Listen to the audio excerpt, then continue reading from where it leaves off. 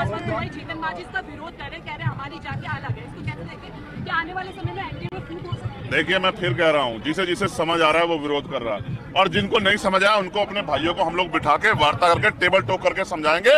गोलमेज कॉन्फ्रेंस हुई थी या नहीं हुई थी? आंदोलन के बाद भी रास्ते होते हैं। हम अपनी एकता को टूट नहीं देंगे। जिनको चुनावी लाभ चाहिए हमारी एकता को अलग अलग करके, वो अलग लोग हैं। हमें अपने भाईचारे को बनाना, हम लोग टेबल टॉक करेंगे, हम उनके बीच में जाएंगे, हमारी जिम्मेदारी है। हम उनसे वार्ता करेंगे और उनसे कहेंगे कि बताओ कहाँ समस्या है, समस्या को हम लोग मिलकर दूर करेंगे।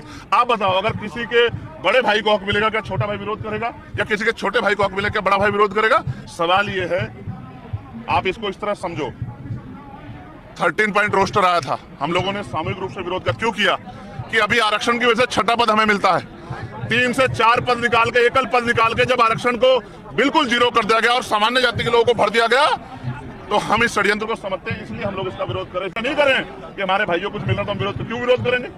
अगर ये 2 नौकरी हमारे भाइयों को मिल जाती है, 2 नौकरी चंद्रशेखर पासी, चंद्रशेखर जाटव के अलावा चंद्रशेखर वाल्मीकि को मिल जाती है, अतुल वाल्मीकि को मिल जाती है, हमें दिक्कत नहीं है। बात नौकरी की नहीं है, हमारी एकता नहीं टूटनी चाहिए जो सरकार तोड़ना चाहती है। 2 नौकरी अगर डोम को मिल जाती है, हमें दिक्कत नहीं है। नौकरी की बात थी नहीं। हम एक ग्रुप है, हम एक ताकत है, हम एक शक्ति है। उस शक्ति को हम लोग किसी भी कीमत पर नहीं जाने देंगे। जो लोग संविधान लेके पूरे लोकसभा चुनाव में घूमते रहे हैं, 2 बड़े नेता, आज जब दलितों के भीतर एक सबसे बड़ा सवाल है ये रिजर्वेशन में क्लासिफिकेशन का, तब उन्होंने चुप्पी साध रखी है। समाज की आंखें है, समाज सब देखता है। समाज को किस तरीके से समझना चाहिए? वो लड़ाई कुछ और थी। वो लड़ाई ये थी कि भारतीय जनता पार्टी को हटा के देश बचाना है। अब लड़ाई कुछ और है। आने वाले चुनाव में आपको सबको पता लग जाएगा कि समाज क्या सोचता है। समाज बहुत सारे लोगों के चेहरों से पहले ही उनके चेहरे बेनकाब हो चुके हैं, इसमें कुछ छिपा हुआ नहीं है। हमने डिमोशन जो हुआ वो भी देखा, हमने बहुत कुछ देखा। हमने ये सरकार भी देखी, इससे पिछली भी देखी, हमने सब कुछ देखा। लेकिन याद रखे, सरकार हम बच्चे नहीं है। ये जो पसीना बह रहा है, इसके जगह खून भी देना पड़ा अपने अधिकारों को बचाने के लिए तो देंगे। इन सरकारों को दिन में तारे दिखाने पड़े। मैं आपको फिर कह रहा हूँ, अशोक भाई, राहुल भाई, गजेंद्र भाई, अभी 11 सितंबर बाकी है। मेरी बात को आप याद रखना।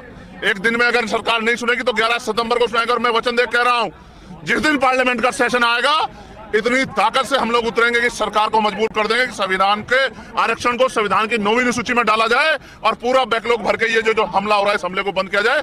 आप लोग ध्यान रखना, मैंने सड़कों की लड़ाई छोड़ी नहीं है। आप जानते हैं, मैंने सड़कों की लड़ाई नहीं छोड़ी है।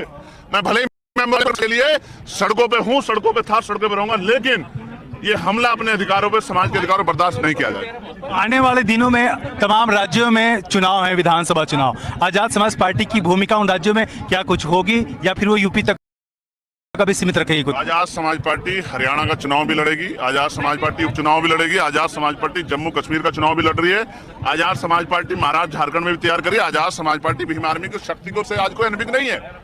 आप ये जानते हैं, आजाद समाज पार्टी भीम आर्मी के लोगों ने मेहनत की। आपके बीच के लोग हैं, आपने देखा उनको संघर्ष करते, आपने उनको लाठी खाते देखा, गोली खाते देखा, जेल जाते देखा।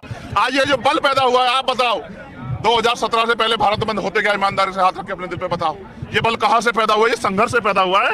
ये अकेला मेरा बल नहीं है, ये समाज के नौजवानों का बल है। कहते हैं ना, संघर्षों के साए में घनघोर जवानी पलती है और इतिहास उधर झुक जाता है जिस ओर जवानी चलती है।